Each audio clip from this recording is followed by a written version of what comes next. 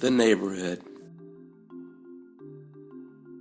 As Alexander Coppersmith led a full-throated chorus of "When the roll is called up yonder," the crowded church van he drove blew a rear tire, veered into oncoming traffic, and slammed into a fully loaded tractor trailer. After a shocking jumble of crushed flesh and bones, Alexander suddenly found himself walking down the middle of a wide road.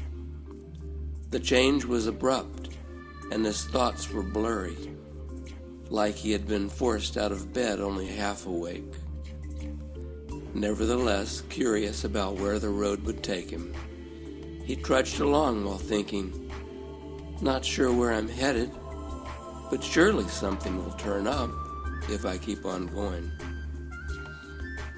Alexander gazed up at the sky, but couldn't tell if it was dusk or dawn. He said out loud, "I declare, I've lost all track of the time. What day is it anyway?" The sound of his own voice surprised him as it broke the silence. He glanced around to get his bearings, but could make little sense of the amorphous scenery. After a while, he came upon a narrow, uphill road that branched off to the right.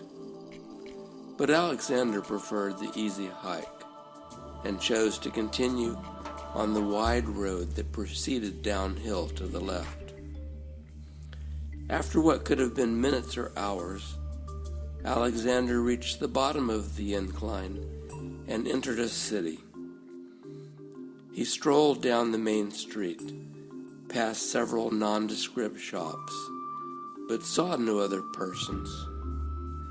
Alexander shielded his eyes and peered through one of the display windows, only to be disappointed that the store was as empty as the streets. Must be some kind of holiday, he concluded. As he toured through the city, Alexander had a twinge of déjà vu, like that teasing sense you get when trying to recall the details of a fleeting dream. The feeling grew even stronger when he came up to a large intersection. "Haven't I been here before?" he mused. Across from the blinking traffic light, Alexander saw a large fenced neighborhood. The main gate was open, so he crossed the road, entered in, and strolled past rows and rows of houses with name plaques out front. He came to an abrupt stop when he saw one that read, "Alexander Coppersmith." He went up to the door and found a key in the keyhole, which he used to enter the house. As he looked around at the rooms and furnishings, it all seemed familiar. Was that his comfortable easy chair? He sank into the cushions and sighed. Now if I can only make some sense of it all. He had just put his mind to it when a loud knocking jolted him up. Alexander opened the door and was greeted by a group of beaming faces. "We knew we would find you here," they shouted.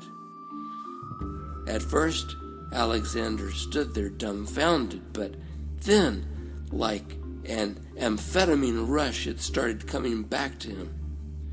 The church group, the van, the traumatic accident.